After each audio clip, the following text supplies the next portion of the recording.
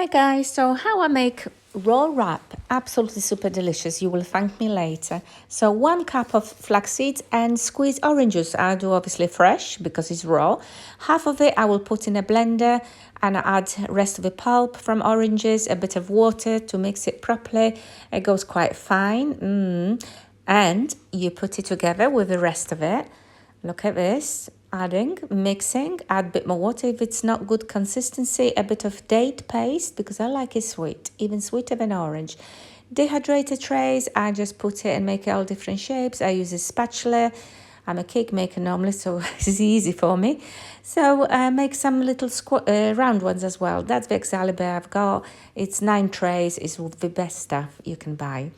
And later, after a few hours, probably 8 hours or 9 hours, you just have to check it, peel it off nicely. You can see how flexible it is. Fabulous, really good. You can leave it longer and have a cracker, but I just really wanted some wraps. And these are great for desserts. I make a fancy desserts, believe it or not.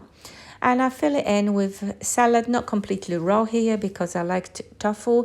And so lots of salads and some dressing and tofu, delicious. Wrap it up, super yummy. It's so good. I can't even describe it. So you need to try it.